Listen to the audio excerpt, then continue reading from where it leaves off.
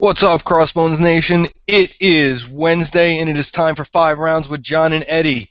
As always, let's get some of this business out of the way ahead of us so we can get the full show in one straight streamline. All right, if you guys go to CrossBonesMMA.com and you look at the main page, there's going to be a link right there for the Amazon.com. If you go to Amazon.com through our link and you make any of your purchases, music, books, food, anything that you anything that you buy from Amazon.com, but you buy it through our link, what will happen is it doesn't cost you anything, but Amazon is going to kick us back a little something off their end, so it helps out the broadcast here, it helps out with the website and the podcast that we do and all the different shows. So make sure if you guys are going to do some online shopping, go through the CrossBonesMMA.com Amazon portal and make that happen. If you're looking for some kind of food to eat, though, something that's easy, quick, and good for you, you can check out F3 Foods. F3 Foods is a subscription-based food company that's going to cater to your likes and needs, all by just going online and creating a menu from their choices. These foods come prepackaged, delivered straight to your house, so that way when you get the package, they're ready to go. You take them, you throw them in your lunchbox, you go to work, you heat up your meal, come home, you throw another one in the microwave or in the oven. All your food is made for you, and it's good and it's healthy for you. And that's the important thing. So it takes all the guesswork out of eating correctly and eating right. The F3 Food Project, or the Get Fit program, guys have lost 20 pounds in the first 20 days just by changing the way they eat. Diet is such a huge, important part of our health. This is a way to make sure that that part of it is taken out of or all the guesswork is taken out of that part of your life. So make sure you check that out by going to the F3 Foods, the Get Fit program banner on CrossBonesMMA.com. Also, Troxavin.com is a place to get all your supplements if you're a guy, or TrueDerma.com is their co-partner. Troxavin is specifically made for men. It's a free testosterone booster, helps build up your testosterone, helps reduce body fat, increase lean muscle mass, and improve your energy. But if you're not looking for a testosterone booster but you want something else, you can always go and check out TrueDerma.com. If you're a woman, they have supplements there for you. If you're guys looking for other things, they have supplements there as well. So TrueDerma.com or Troxavin.com is the way to go if you're looking for any supplements to help you out along your physical needs and try to make you feel better, look better, because summer's coming up right around the corner. But we got a great show today. We're going to talk about the Fight Night 62 recap. We're going to talk T.J. Dillashaw getting injured, fracturing his rib. Anthony Pettis says he won't fight on the same card as his little brother anymore. Brock decided to stick with WWE. And, of course, we're going to talk about World Series of Fighting, which is taking place this Saturday. So without any further delay, let's get my guys in here. First one up, Eddie Law. Eddie, what's going on, man?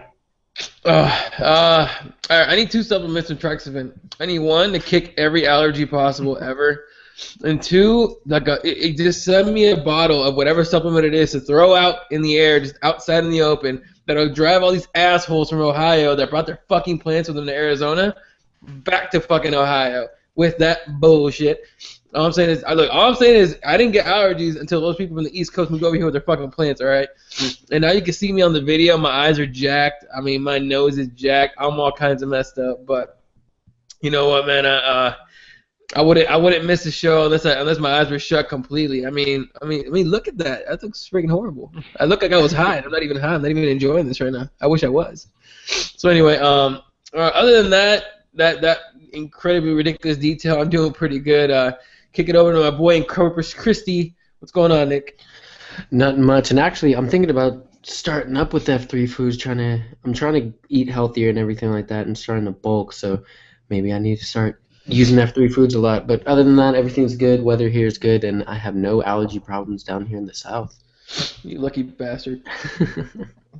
Yeah, but you guys, down there in the South, you might end up getting stuck with dust allergies. So you never know. All that shit goes around, comes around.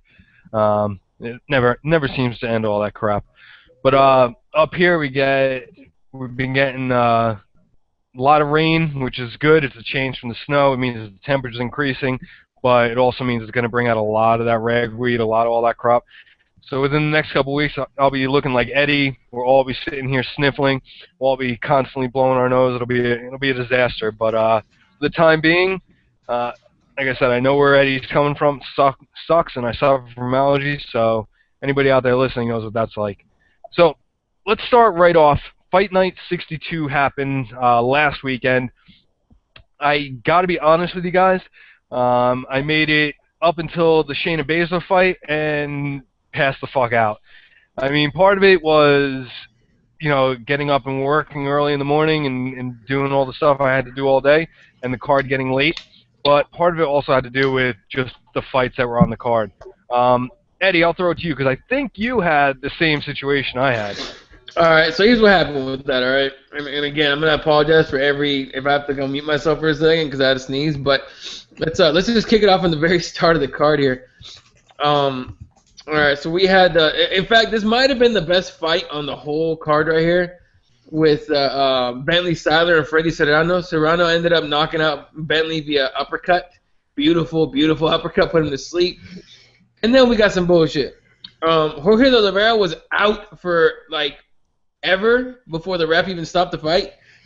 He had to tap multiple times before the ref stopped the fight. That was jacked up on its own. Excuse me. After that, the Fox Sports 2 prelims, we got Leonardo Mafra getting a decision win over King Carrizosa. That was an okay fight. And then we got some crazy bullshit that we'll talk about, I'm sure, more. In fact, let's talk about it now. Leandro Silva getting the submission win over Drew Dober. Silva had Drew Dober in the guillotine, and if you know jiu-jitsu, you know that Leandro Silva had his legs on the wrong side to fucking finish the guillotine. Not only that, Drew Dober was defending beautifully. He had enough space. He wasn't in any danger whatsoever.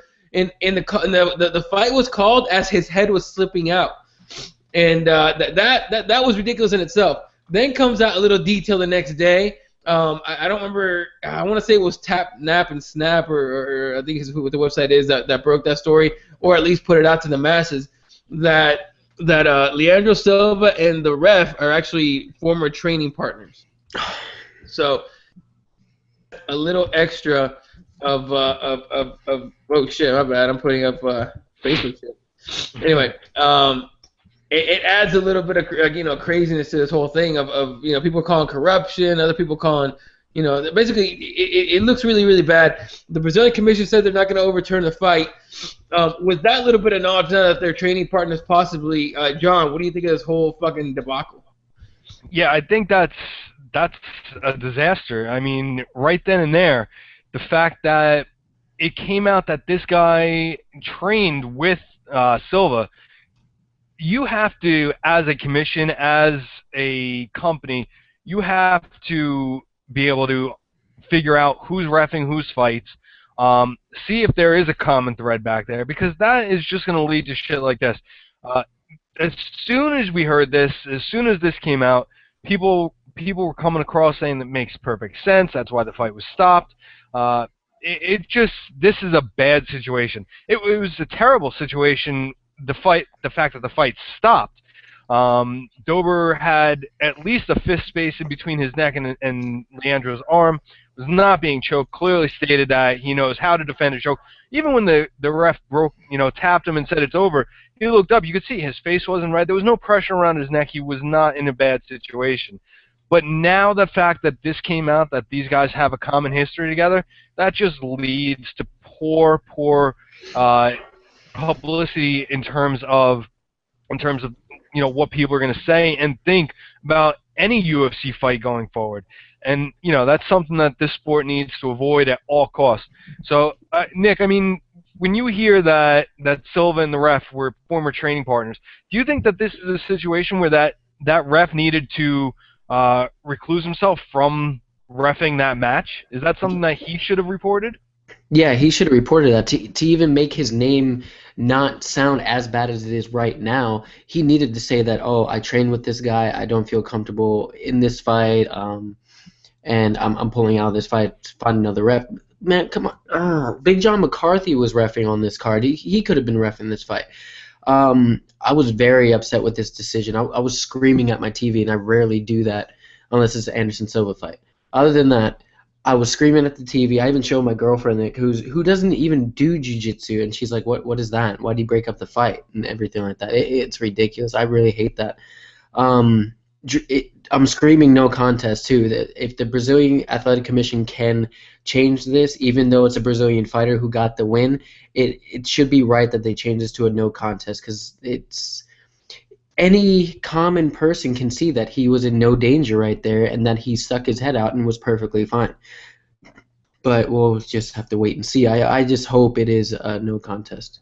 No, Yeah. they already said that they're not overturning it. The Brazilian Commission, CABMMA or whatever it is, already came out and said that the fight will stand as it was called.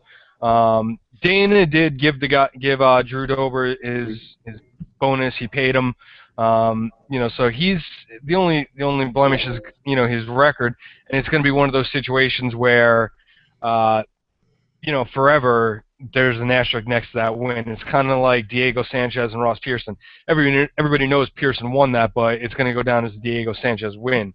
But Eddie, what were you going to say? You started to jump in there, but I missed you there. No, I was going to say what you said. Is to the UFC's credit, they paid the kid, and they I'm assuming they're going to treat it maybe not as a win, but at least as not a loss, right? Yeah. Because he got screwed out of that fight. So that's to talk about later on. See if there's any action from the Brazilian Commission or possibly from the UFC as far as that ref goes. But I don't know. I didn't like the fact that Leandro Silva was like, "Hey, look, I felt him go out." No, he didn't go out, dude. He was wide awake, and it was pretty clear. Yeah. So it kind of sucks. I thought there'd be a little more integrity in that from him, but I guess not so much. But as hard as it is to get a win and to get paid by the UFC when you're at that in the prelims, I can't completely blame him for taking the win anyway. Anyway, after that, we got Kevin Salza, who knocked out Katsunori Kikuna in I think it was the first round right there. I don't even know how to say his name. And then, of course, Francisco Trinaldo beats the crap out of Akbar Arreola, who I don't think he remembered he was fighting. I think he thought maybe he was going to hang out in the cage for a little while, play Tickle Wars. I'm not really sure. So he didn't really show up for squat. The main card was kicked off by Godofredo Pepe, who submits Andre Fili. I'm not gonna lie, I completely forgot by what. I want to say rear naked choke. He got him in that. He got him in that triangle. Oh the yeah, same triangle yeah. that he tried like for 2 or 3 minutes straight, and then finally ended up getting him in it. That's right. Yeah, and remember that might have been one of the more exciting fights for sure. After that, we got Gilbert Burns, who submits Alex Oliveira. Burns got outclassed on the feet. Clearly, Oliveira was way comfortable early. And Burns hung on long enough to get that submission win there. He's a Vitor guy, so he's one of those guys that grinds out. But I expected him to be a little more dominant on the feet. He just never got comfortable, but he pulls out the win anyway. After that, Amanda Nunes TKO Shayna Baszler via kick to the knee that looked like she injured Baszler. No word yet as to exactly the extent of the injury, but it doesn't look good for Ms. Baszler. As much of a pioneer of the sport as she is, she has lost quite a few in a row. Yeah, so I mean, John, would you, if you're at the UFC, do you cut Shayna Baszler at this point? And correct me if I'm wrong, but none of the 4 horsewomen, other than Ronda, have won a fight yet in the UFC. Am I mistaken? I think you're right. Well, I mean, Jessamine might have a decision win. I don't remember. I don't even think she does. I think she lost both of hers. Marina obviously isn't in the UFC yet, and this is Shayna's, I think, second loss in. This one, I don't know if I'd cut her because you really can't fault the girl for an injury. It sucks, but her knee definitely looked like she got it jacked up. There was that slight shift, possible ACL, MCL, some kind of tear there. Obviously, just speculating because we haven't heard anything yet. But I wouldn't cut her. I wouldn't take her out yet. She didn't look like she was going to do much in the fight, to be honest with you.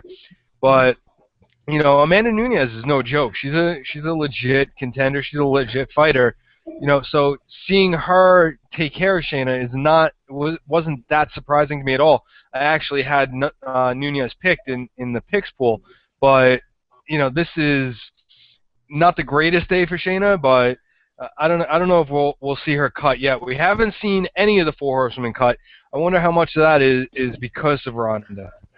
Yeah, I think most of it is just Ronda Rousey. So, you don't want to upset Ronda Rousey whatsoever. So, yeah, and again, I agree with you. I don't know if she gets cut right, off an injury, but it just doesn't look good for her right now.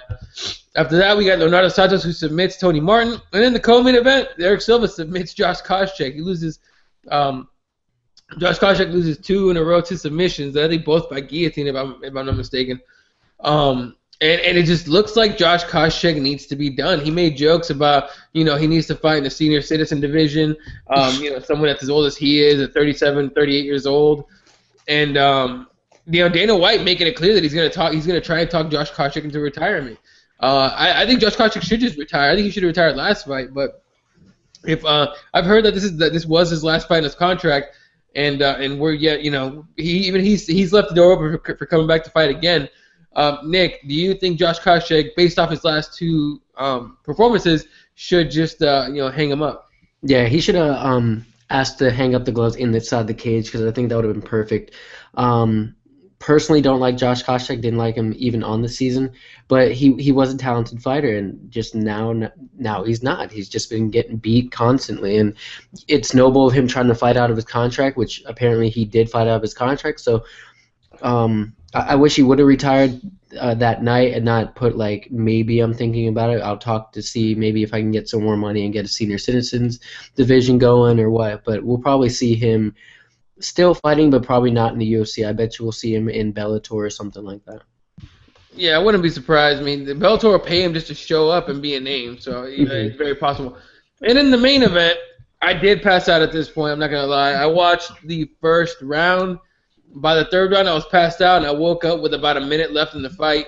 It wasn't an exciting fight. It was a grappling clinic, I guess you want to call that, by Damian Maia, but he wasn't really going for submissions. He wasn't really going to get in better positions. He was kind of just going for takedowns and to stay on top for the most part. And at the very end, John McCarthy takes away a point for stalling because he would just drop. He didn't want to risk getting hit and getting knocked out. He said that he was running out of gas. He's never been a 5-round fighter really. So it wasn't a very exciting fight. And he was criticized for it by Dana White and by a lot of the people.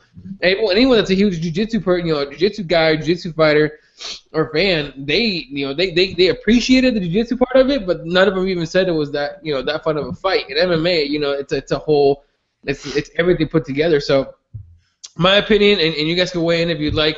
My opinion on this fight, it was kind of Ryan LaFleur lost, but he didn't really lose.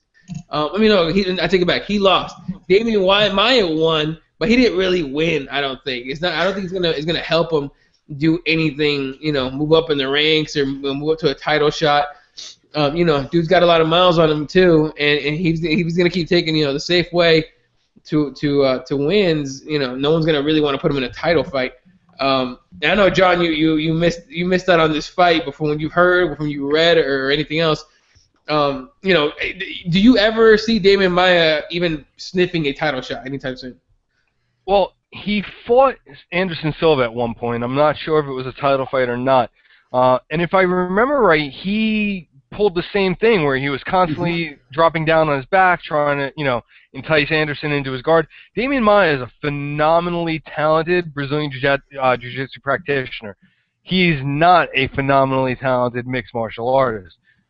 For Damian, I think the best route for him is a program like Metamoris, where he will get the benefit of, being in a world that he's very comfortable in. He would probably be pretty successful in that type of atmosphere. But mixed martial arts, definitely not. I can't see him ever getting that title shot, making a title run, just from the way that he acts. And I don't mean that negatively as his personality, but just his fighting style, his fighting presence inside the cage. He's not a championship fighter, in my opinion. I don't know about you, Nick. Yeah, no, I agree with you totally. During being the Silva fan and the Silva fanatic, during that fight, he kept falling on his back and trying to goad him into his guard and everything like that. And that's exactly what I saw him doing in the 5th round. But it wasn't just that. He was exhausted. He kept running away. He kept stopping. He kept, like we said, kept laying on the ground. And I was hoping that he would get dropped. I was like, if you're a professional fighter, if your cardio is that bad, I hope you get dropped in the 5th round and lose this fight, because the fight wasn't even that entertaining to begin with. The only entertaining part to me was that 5th round when Ryan LaFleur started going for it. He was like, I have nothing to lose right now. I have to go for it.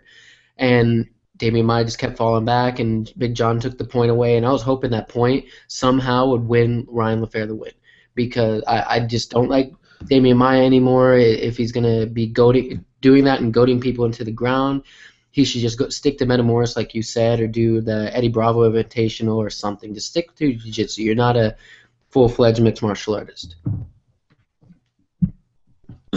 Yeah, so that's going to do it for UFC Fight Night. Again, as you can tell, not the most exciting of cards, but it was free, so I can't complain too much. In fact, the next UFC card's free, and it's way better, like by a long shot. So hopefully everyone stays healthy, and it's going to be a fun time. But no UFC this weekend, so everyone can take a break unless you're going to tune in for World Series of Fighting 19, which is going to be entertaining for sure. But yeah. Yeah, absolutely. But we did get some news. We got a bunch of news out of the UFC this week. One of them that broke, I believe it was yesterday, was that TJ Dillashaw has suffered a fractured rib in training and is now out of his fight on the Montreal card. How bad does this affect that Montreal card? Is this like a doomsday for Montreal? Is the card strong enough to carry without Dillashaw and Barao? Nick, I'm going to start with you. What do you think? How do you think this affects the UFC and their upcoming event in the city north of the border here? It does affect them a lot. It was a major fight. You have TJ Dillashaw and Barao finally getting the rematch. Barao got injured last time, and then this time it was TJ's fault, or TJ's with the broken rib. It's unfortunate, but personally, I like the Mighty Mouse fight just the tiniest bit better, because, in my opinion, Mighty Mouse has to be the top pound-for-pound fighter in the UFC.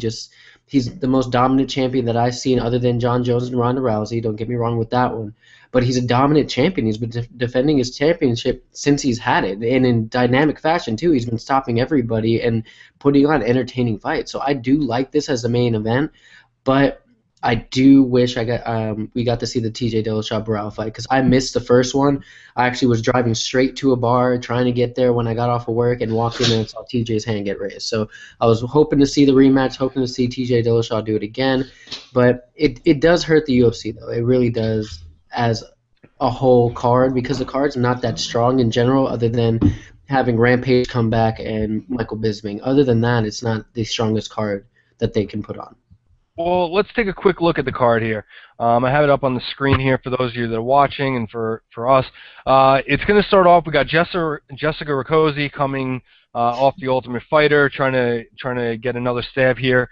1-4 record. This could definitely be a way out for her. And Valerie Letourneau. It seems to me, obviously this is going to be. I could be mistaken, but probably a local girl from the Montreal area. Canadian female MMA fighter. She's coming in 6-3. This is probably going to be the first card, maybe even a Facebook Fight Pass prelim, but we'll have to see. It hasn't been Facebook in a while, but then we have Nordine Talib and Chris Clemens. This fight was just announced the other day. Again, another guy who's Canadian, trying to get another shot here in the UFC. Whenever we see the UFC go to these areas, they always seem to, bring in a bunch of guys from that area. Obviously, they want to highlight and bring in the local crowd. We have Olivier, I'm not even going to attempt it, Aubin Mercier, so I guess I did attempt it. There's David Machoud. This is not going to be a bad fight. This should be a pretty decent one. We saw Olivier on the season of the Ultimate Fighter Nations, so that should be a good one. John Makdessi versus Abel Trujillo. Abel Trujillo coming back, and I personally like Abel. I enjoy watching his fights. I think he's pretty decent. I think it's exciting to see. So that's a fight that I'll be looking forward to on that card. Chad Laprice, Brian Barberina. I got to say, as far as Chad LaPriest, I think he's obviously going to be looking to maintain his record, but this could be the guy that puts that one in that loss column, the first one up. We're then going to have Sarah Kaufman and Alexis Davis. That's going to be an awesome female fight. And you know what? At this point, we don't even have to qualify it as a female fight. That's just going to be a sick fight. Both these girls are exciting. Just look at the records and think about this. They're 16-6 for Alexis Davis and 17-2 for Sarah Kaufman. These girls have been around. They've fought the names in the industry. This is going to be a fun fight, and this could be a possible contender fight when it comes down to who's next. Now we all know, and the suspicion is that the winner of Misha Tate and Jessica Ai will get that title shot.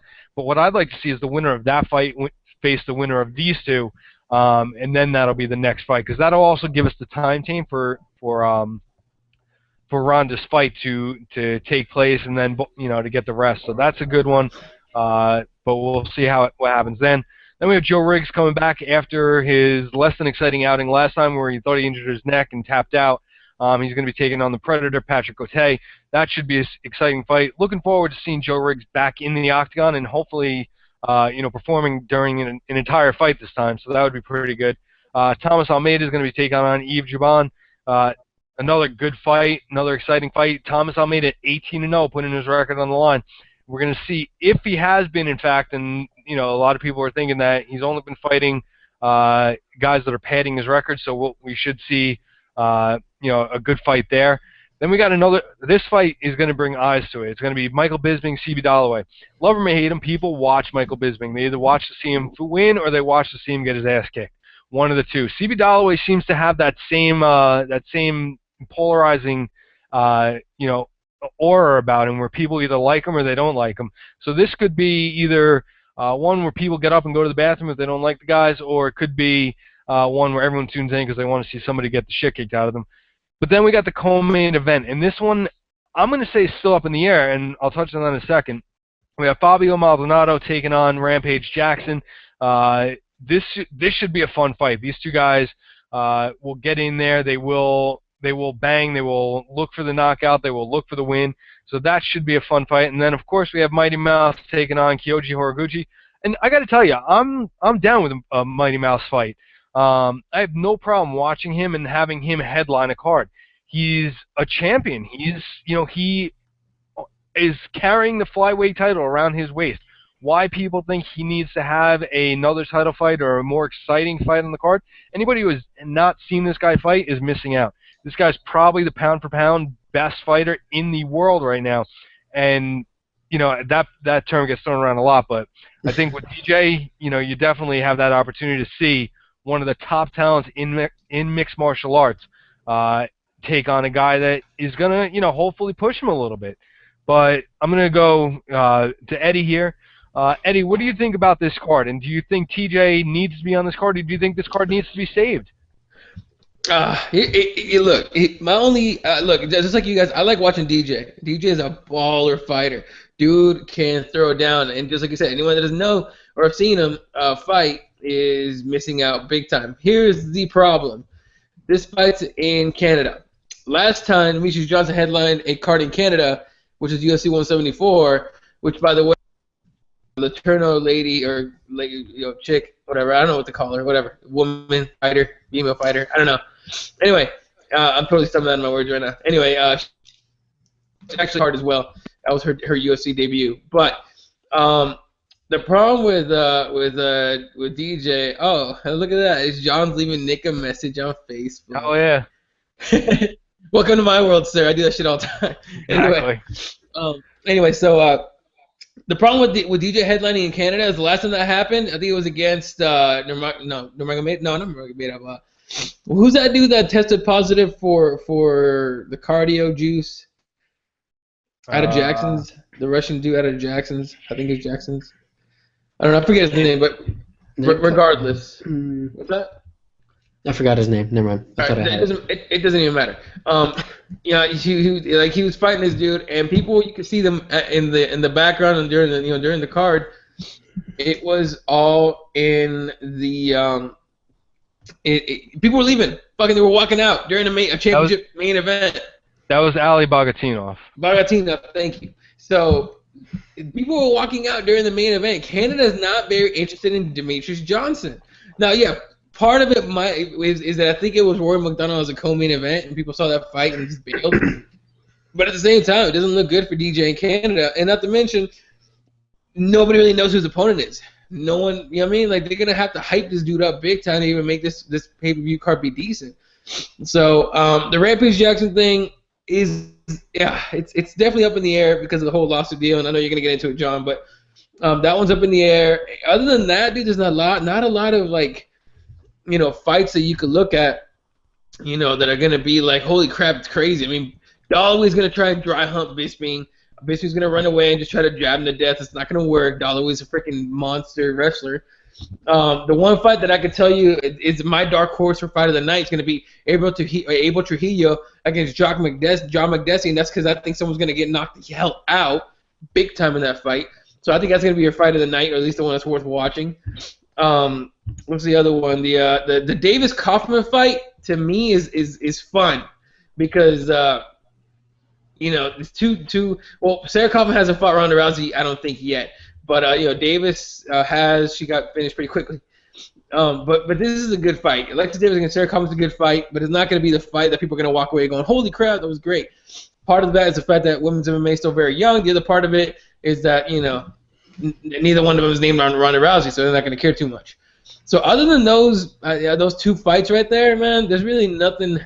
You know, not much else to tune in for. Valerie Letourneau is actually from Canada, but she's fought in the UFC before, and she's actually pretty damn skilled and pretty damn cute too. So she's not bad to look at. But at the same time, I don't know. First of all, I don't know what it is about Canadian women, but the more I meet, the more I think I need to go to Canada, like, for a little while, just to fucking find something. But same time, I don't know, man.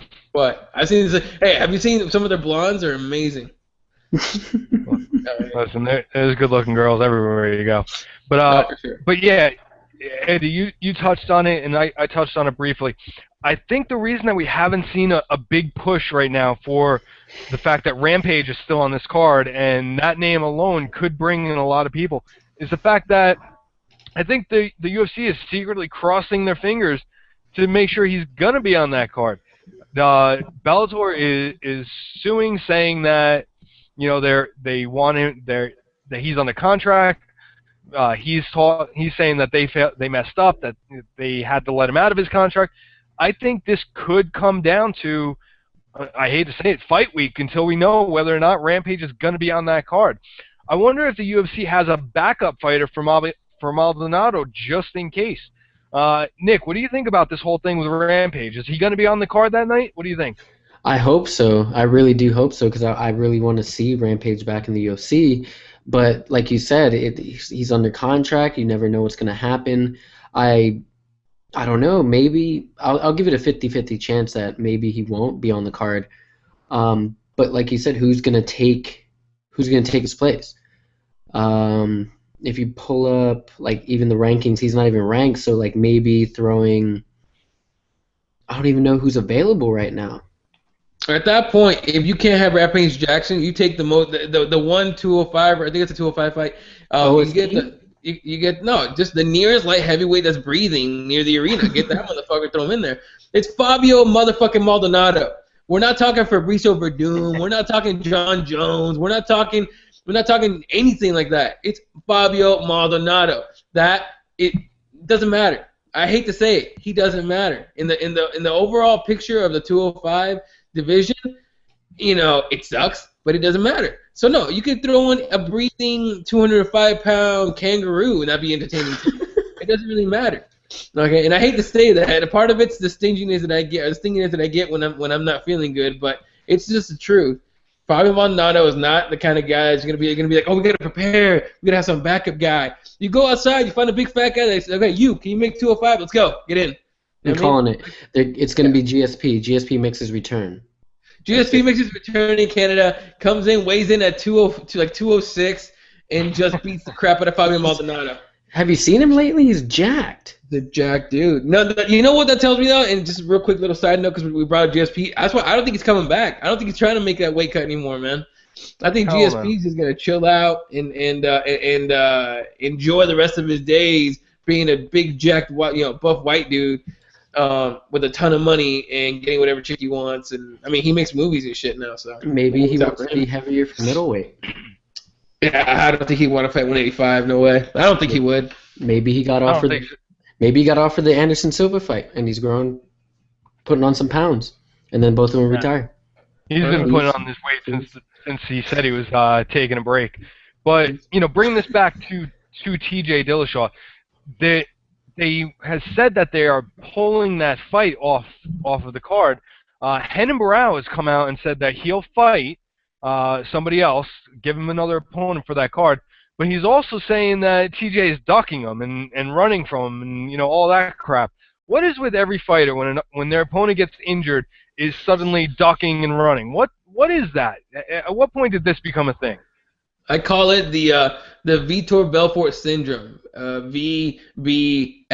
Okay, Vitor Belfort syndrome is everyone's ducking me, bro.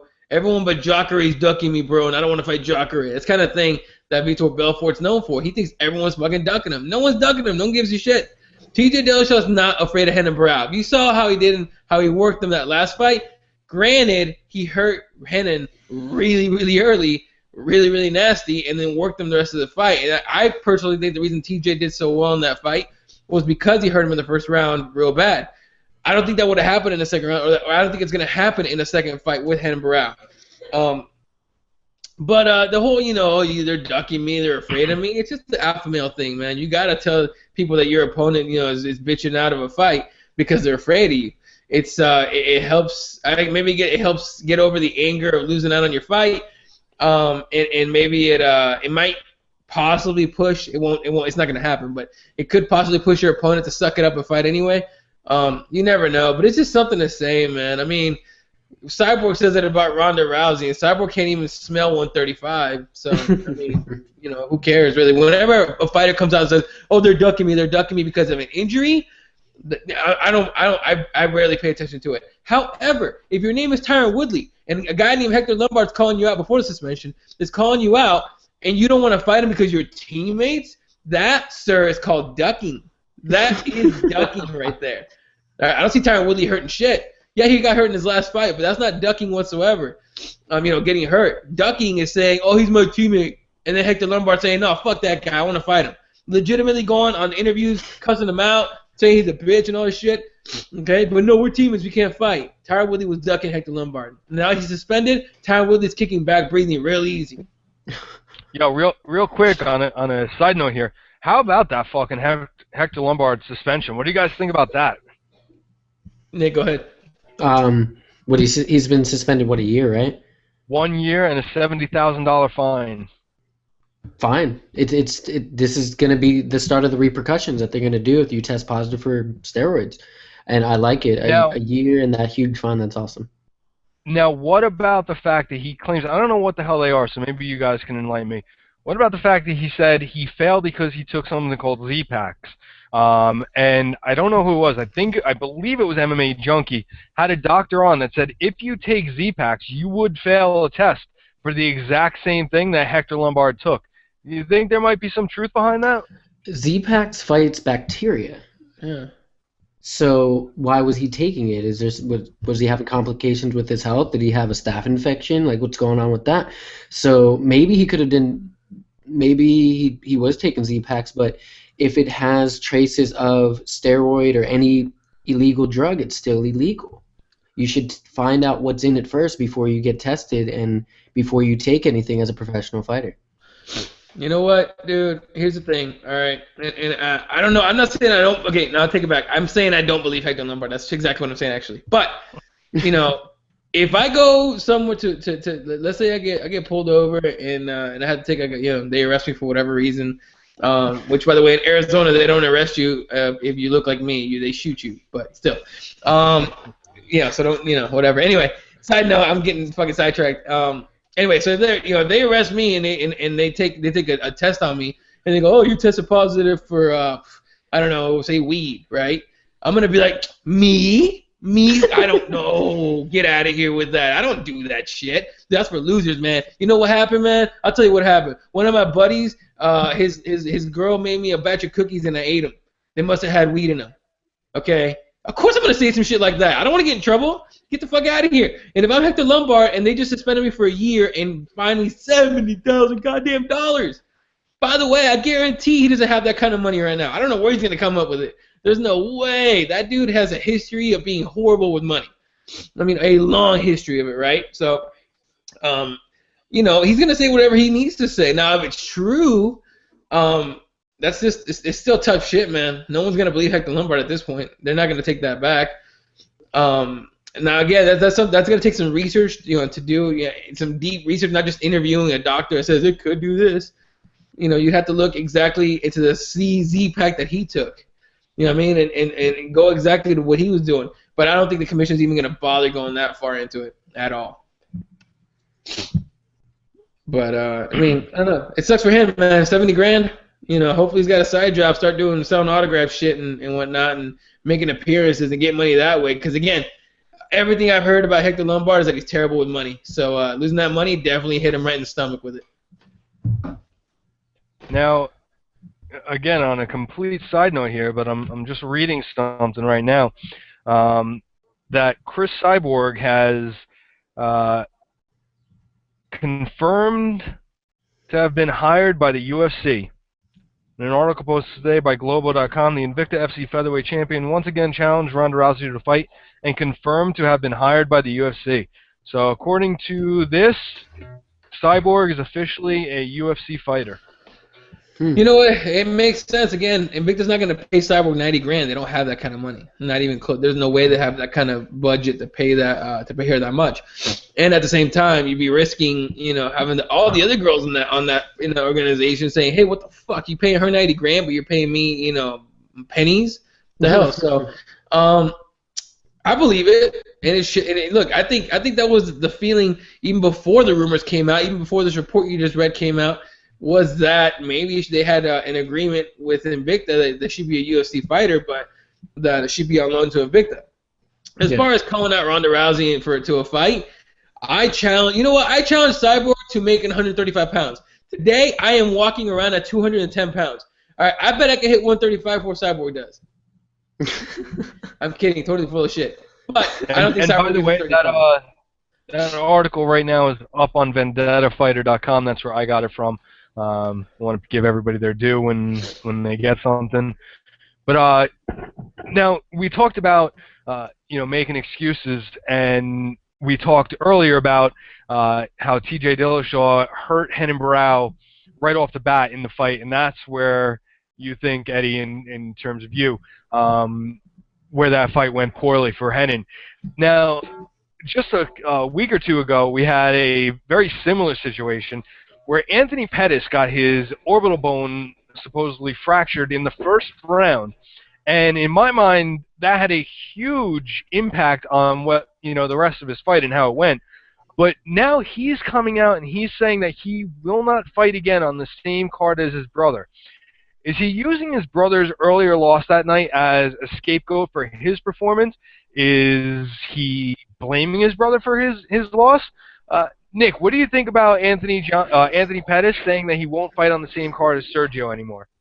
I kind of agree with it because I have little brothers too. So if my little brother was in a fight earlier that night and got beat up got beat up and knocked out, I would feel bad for him and just focus on him. If he's that family oriented, like we know he is, and you know he was feeling for his brother's loss, and it could have knocked him off the rails a little bit, and vice versa. I'm pretty sure if Anthony Pettis lost before and then Sergio was fighting later on that night, if that ever happened, then I'm pretty sure Sergio's performance would have been the same thing. So I have to agree with it because I'm a family guy too.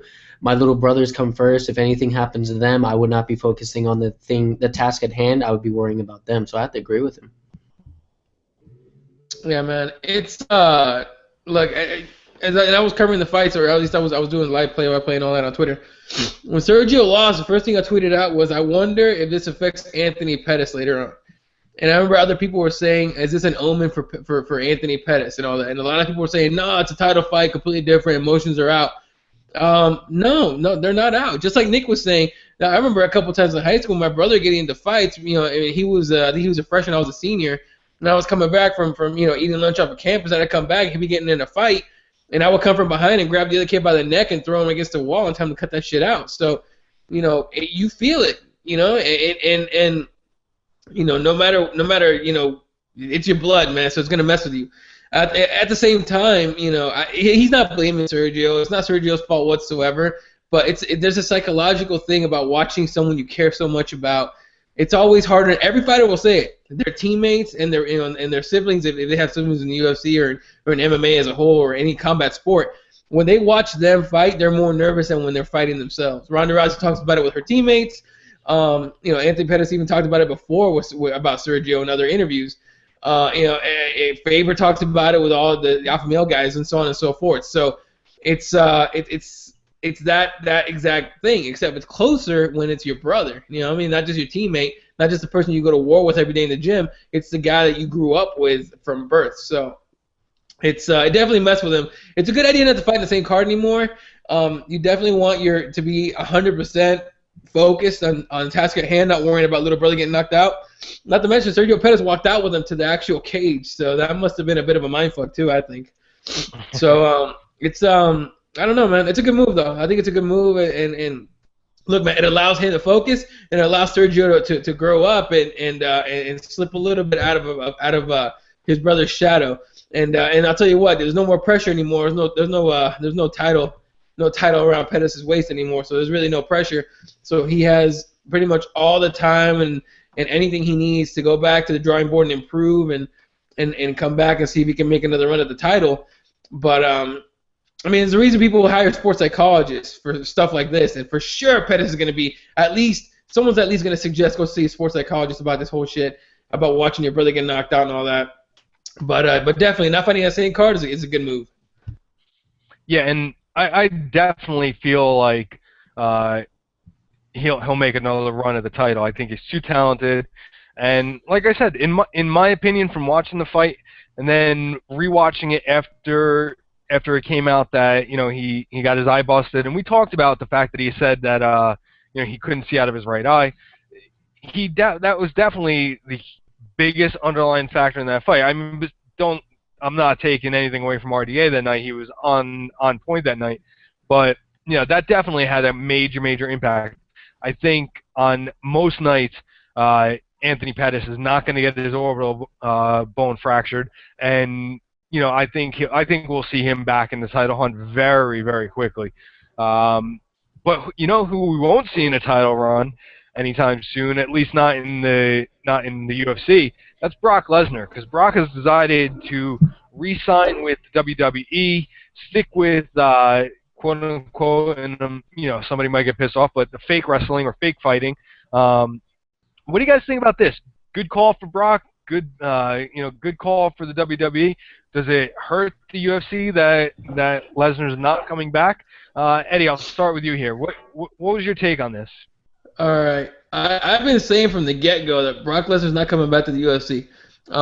That he's definitely not coming back. And people were saying, no, he's gonna come back. He's healthy now. He doesn't have Deborah Turkey, whatever the fuck it was called. He has none of that stuff anymore. He's completely healthy. He looks good. He looks lean. And I even tuned in to a couple of those Raw shows to see him. And physically, he looks in shape. He looks trimmed. He looks cut. But the reason I said he wasn't coming back is because it's no longer, there's no more Keith Jardines or whatever for him to just bowl over. There's a Frank Mir there, here and there. But you don't sign Brock Lesnar to fight, Frank Mir. All right, people were like, oh, we got to do the trilogy. No, you don't. You really don't. And so, he comes back to what? JDS, Fabricio Verdum, Cain Velasquez. You don't look, man. Brock Lesnar hates being punched in the face. He wants to take dudes down and ground and pound them. He don't want to get struck. And Cain Velasquez definitely gave him more than the helping he wanted of punches to the face. So, and being 30 years old and look, professional wrestling pays way more, especially if you're a draw. pays way more than fighting does. And Brock Lesnar will tell you that shit, all right? He went on SportsCenter and said that they're paying, that Vince McMahon made him an offer he couldn't refuse, okay? So what does that tell me? All this, I'm going back to the UFC stuff, was a negotiating tactic to get Vince McMahon to pay up. Brock Lesnar's smart. He knows what he's worth. He knows what he brings to WWE and their pay-per-views or networks or whatever they do. I mean, hell, I sometimes I stopped watching professional wrestling when I was after The Rock left to do movies, and depending on who's freaking advertised for WrestleMania, I tune in every couple years to see it, and I'll be watching this year honestly to see Brock Lesnar in there and see how he looks. But did he make the right choice? Yeah. Get paid millions to be what they call a part-time wrestler? Absolutely. Go get that money, man. Go get that money. 38, fine-ass wife, get your little ranch out in the middle of nowhere, and get paid your millions to work 6 times a year or whatever the number is. Yeah, no, and I have to agree. It's good for him. He's going to be getting paid, and I'm the same way as you, Eddie. I stopped watching wrestling when The Rock left, but then I tune in now for a WrestleMania here and there and just see The Rock and see Brock Lesnar come back, and it's good for him. But I was just thinking about this. I don't know why, but you know how Bellator partnered with TNA Wrestling, so they have Bobby Lashley, they have King Mo was a part of TNA Wrestling. What if we see him in Bellator? What if that was the offer that he couldn't refuse? Maybe he got some money and then, oh yeah, you can go over here, fight once or twice, maybe, because he has that itch to do MMA again, and maybe, I don't know, maybe do that cross, but I really doubt it, but you never know. Yeah, that's the thing about Brock Lesnar. I think the fact that he's smart, he also knows he's a brand, right? Yeah. Whether you're a wrestling fan or an MMA fan, you recognize the name Brock Lesnar. And if you're just walking in the airport, you see a giant white dude, you're not just going to say, oh, that's a giant white dude. You're going to be like, that guy's a somebody, okay? There's no way that guy's just, putting on that kind of size just to, go, be a pencil pusher somewhere. There's no way. So, it's he knows he's a brand. He's not going to take it to Bellator. He's not going to take it to World Series Fighting. He's not going to take it to TNA. I don't even think it's on regular TV anymore. I think it's on the Country Channel or some shit. I don't even know. But if there is Country Channel, I wouldn't know. I hate country. But at the same time, it's he's a brand. He knows better. He's a smart guy. He's a businessman. The only place he was going to go if it wasn't the UFC was or if it wasn't WWE was the UFC. And I've heard I read some stuff on Twitter today that said that Fertitta offered him double what the UFC was offering initially to bring him in. And at that time, Brock supposedly said something to the tune of it's not about the money, which it is, of course, but it's not about the money, but it's just how I feel about everything. And again, I agree with Brock. It takes 16 to 18 weeks for a heavyweight to prepare for a fight. Mm-hmm. For him to prepare for a fight, at least that's the number he gave out, 16 to 18 weeks. And then he fights a couple of times a year, and he gets paid money, he gets beat up, he gets, could possibly get injured, they're trying to hurt you in a cage. So, you possibly could get hurt or worse. And if you get injured in a fight, you could be out for a long time. You could take him out for a year. He misses out on extra money. WWE, he jumps around in the ring, throws people around, takes a bump here and there, okay. And he doesn't have to work 5 or 6 nights a week. He's already paid his dues in wrestling, as far as I understand. And now he can be a part-time guy, kind of like what's his name, Undertaker, mm-hmm. Or guys that show up just for huge pay-per-view things. So that's gonna be him. He's gonna be that guy now. Yeah. He's gonna make plenty of money doing it, man. And I kept telling people, I'm like, dude, because they kept saying, oh, how could you skip on UFC to go to fake fighting or whatever? Hey, look, don't hate the player, hate the game. And if the game's willing to pay you millions of dollars to go, to play fight, fucking do it. Now, has that come out in full that he's going to be part-time? He kind of talked about it. Yeah. Because he said he's going to be working part-time. He's going to be doing part-time work for full-time money. You know what I mean? Okay. And he even joked about it. He's like, I'm gonna be working part-time for full-time money is what everybody wants, but nobody gets except me. That's kind of what he said. So. Yeah. So yeah, no, he basically confirmed it. Yeah, because I'm setting up to watch this WrestleMania, and the guy that he's apparently fighting or having a match with, I think they're going to push him more than Brock Lesnar. That's why I was wondering if he will be full time. Funny thing about that. He's taking on this guy, and the reason I know is because I'll watch wrestling with my nephew once in a while because he thinks it's funny to see people flying around the freaking ring, and the guy he has a match with, I think his name is Roman Reigns. He's actually The Rock's cousin, apparently. Mm-hmm. And the funny thing is, The Rock is hilarious and he can talk all day. This dude can't say 2 words without sounding stupid. So it's funny to see Brock Lesnar in a ring against somebody that's less what's the word I'm looking for? Articulate. Less articulate. It's also less charismatic than Brock Lesnar. That's never happened before. Okay, it's there now. Yeah. Which little fun fact, I got to meet Roman Reigns. I actually got to serve him at my old job, and he's actually a smart-ass dude, but I don't know what his if he gets shy or what, but that's off topic. Yeah. We're way off topic at this point, but go ahead, John. Sorry. That's all right. Yeah, so, I mean, it's a crazy thought that the Fertittas, offered to double whatever the WWE did. But I think as far as Brock, I think for a lot of us, and we had talked about it a couple of times, he was just pinning two people against each other and raising what he was getting. I have a feeling he knew from the start he was going with the WWE, but just wanted to raise that money up a little bit more because you knew that McMahon was gonna pony up a little more cash to make sure that he kept him. So with that said, it leaves open, a lot of spots that guys had been calling him out. Frank Mir had called him out. A couple of guys had said that they wanted to be the first ones to welcome him back, Brandon Schaub, and among others. So hopefully now we'll start to see these guys focus on fights that will actually take place, as opposed to fights that they'd like to see take place. But this weekend there will be fights taking place, and by all accounts, our own man Eddie Law will be cage side getting ready to report on these. So what do you got on World Series of Fighting 19 taking place this weekend in, I believe, Phoenix, Arizona?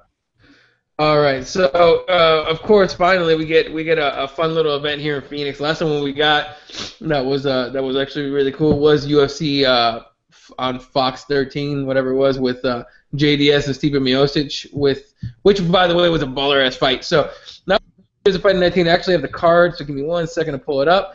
But they have a lot of prelims on there. Only four fights on the main cards going down at Comerica Theater in downtown Phoenix. If you are in town, definitely go hit it up. Starting off over here in the prelims, we got Joe Madrid against Eric Villalobos. After that, not gonna lie to you, I know literally nobody else on this card. Joe Madrid up here, it's Spicuza, is actually going to be a good fight. Madrid's a pretty fun guy to watch. And then Clifford Starks is a Arizona Combat Sports product. I've actually seen him around my old gym when I used to train there. He had just started as a pro fighter. Dude, he's a big dude. He's a wrestler. He's a tough guy. I think he's fought in the UFC before. It didn't go so well, but he's definitely a guy to keep an eye on. And sorry. All right, yeah. So then, guys to look out for: Juan Archuleta out of California.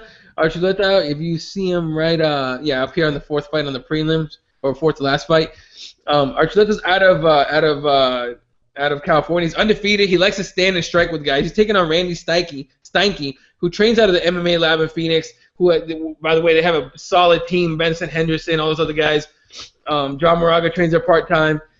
He's a very experienced fighter with a solid ground game, so I'd expect that one, or at least expect him to try to take this one to the ground. Then my other fight in the prelims to keep an eye out for is Brendan Turney, who trains out of Power MMA in Gilbert, Arizona. Power MMA, of course, for Ryan Bader, Aaron Simpson, CB Dalloway.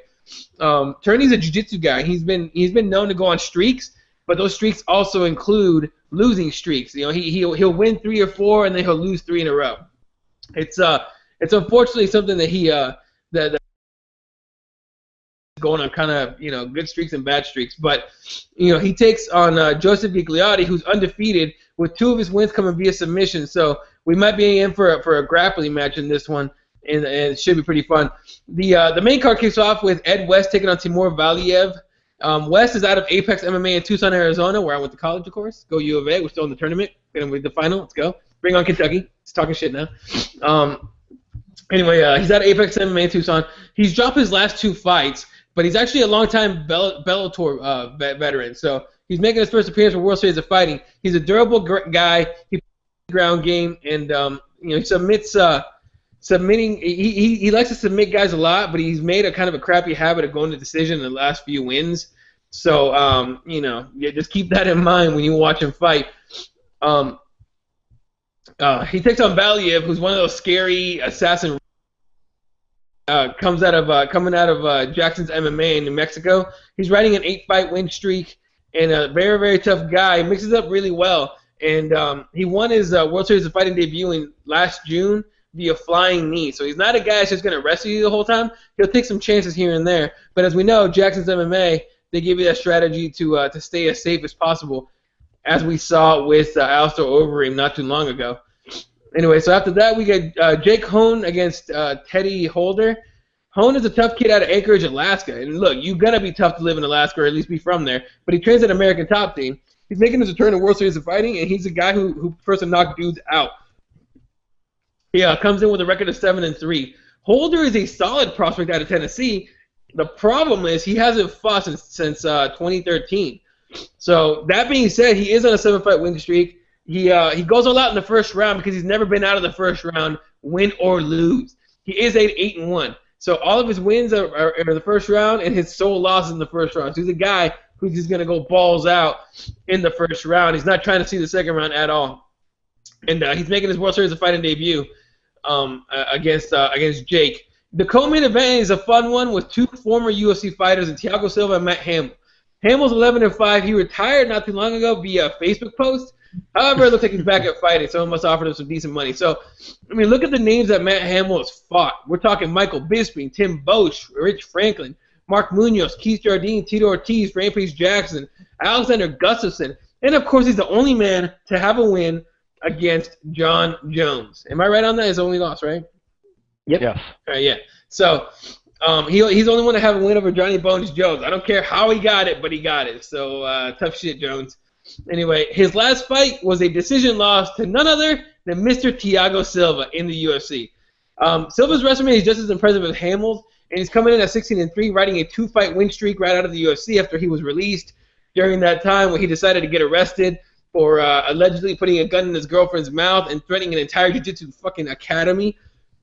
Dude's got issues. Oh, and then getting barricaded in his apartment. Sorry, I forgot that little detail where he almost got into it with cops and almost got shot. But at least I thought they were going to shoot him, but whatever.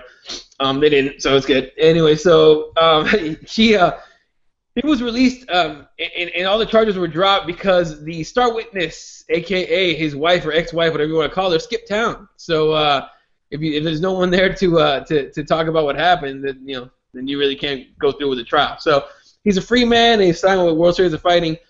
So it definitely something to keep an eye on there. All right, in the main event, with a little bit of ability to breathe that I still have, we're going to have a fun one here for the lightweight title as Justin Gaethje takes on Luis Palomino. Palomino's a guy that has gone to war with the likes of Efrain Escudero, Pat Curran, Darren Cruikshank, Yves Edwards. He beat Jorge Masvidal, and he's riding a 2-fight win streak in the World Series of Fighting, I believe. So now he gets a title fight against Gaethje. Gaethje is he trains at a Grudge Training Center in Colorado, which, if you know, is holds the likes of so many people. I believe. Excuse me one second. I gotta sneeze real bad. And I'm back. All right. So Gaethje, he's the first and only World Series of Fighting lightweight champ that the promotion has ever had, obviously, and he loves to strike. He has only one submission win in his career, with 10 TKOs or knockouts on his record, and he even finished one guy via leg kicks. Gaethje's a guy that people like to watch. He's a guy that a lot of people talk about, and I think he's gonna bring the fight big time on this one. So it's gonna be a fun night of fights. I'll be cage side, hopefully doing play-by-play on Twitter at Elaw31. Make sure to follow me and watch the fights along with us at CrossBonesMMA. So I'm excited to go.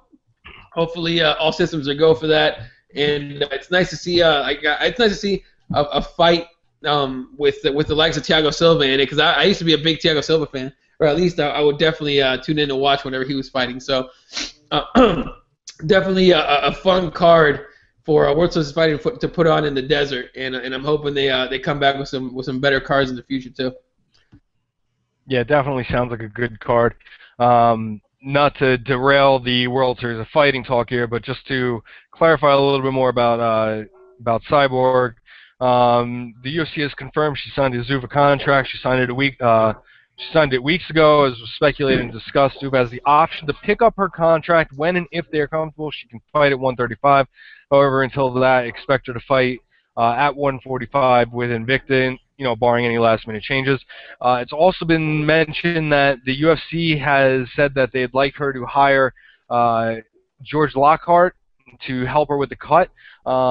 Ronda is a big part of, or is a big Dolce guy, so she's not going to Dolce, but apparently the UFC has faith in George Lockhart and his ability to get fighters down on weight.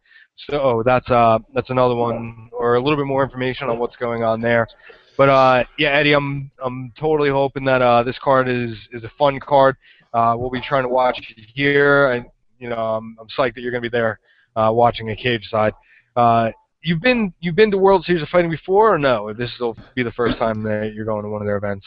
You know what? This will be the first time I watch World Series of Fighting ever, so in person. No, not ever, but in person. I've seen it on TV plenty of times, but in person, I'm a big fan of women's MMA, so I tend to frequent the Invicta cards. But whenever they're nearby, of course. Like I said, in fact, last time I went was in Houston, so that's not really nearby, but I went anyway. And this is the first time I'm going to World Series of Fighting, but as I talked to other people that have gone before, and they do a pretty good job of putting together a show. Nice. Well, we're hoping it turns out to be a good show, having you there, and obviously it's the source of MMA this weekend. But you had mentioned that there's another fight, maybe a local one. So let's highlight a quick local one. I believe you said that this weekend there's also going to be some local fights out by you. A guy that's going to be fighting there. So real quick, let's talk about some local MMA. All right, World Fighting Federation. If you're in Arizona, you know what World Fighting Federation is. These guys put fights on over at Wild Horse Pass, which is a casino down in Chandler all the time. This one's going to be going down over at Westgate, which, if you're from the desert or from Arizona, is where the Arizona Coyotes play, formerly the Phoenix Coyotes. It's right next to Cardinals Stadium, or University of Phoenix Stadium, where the Arizona Cardinals play. It's part of a bigger event. It is free fights. If you want to go and watch some free MMA, a lot of these guys are very young prospects in MMA. My friend Andre's fighting in there. It's gonna be we're not sure if we're gonna roll over there. I'm rolling there actually with my friend Randall, his buddy, and hopefully we're gonna be rolling over there on Friday and watching some free MMA. But I always encourage people to go watch local MMA. It's always a good idea. You never know who you're gonna run into and find on those cards. So. Definitely looking forward to seeing some local action. Yeah, absolutely. Now, for those that you saw earlier when I was sending Nick a message back a message over there, he had mentioned that he had a couple of questions. So, Nick, I'm going to turn it over to you. So It's your show, man. I just have one question. I actually just noticed this morning. The Aldo McGregor fight, they've been showing the embedded for the World Tour, and it's been awesome. I'm super hyped for this fight, and I can't wait for July 11th to go watch this fight. But Dana White's come out repetitively in the past just saying that he'll always have the heaviest weight if it's a championship fight, main event, the card. Now, for the Edgar McGregor card, also on that card is a Lawler-Roy McDonald fight, and they're dubbing the event UFC 189, Aldo versus McGregor. So my question to you guys is, what do you guys think about Dana White changing the rules and having the lighter weight class headline the event? I always say, let me say this real quick because I got to go sneeze, but real bad. But I always say Dana White is 100% honest and 100% full of shit at all times. You take that as you will. All right, bring it back.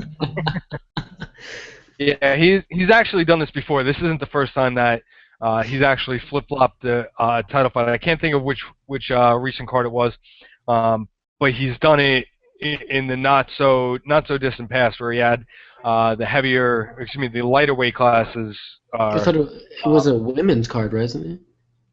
Well, what he said is the heavier weight class will always headline the fight. Yeah.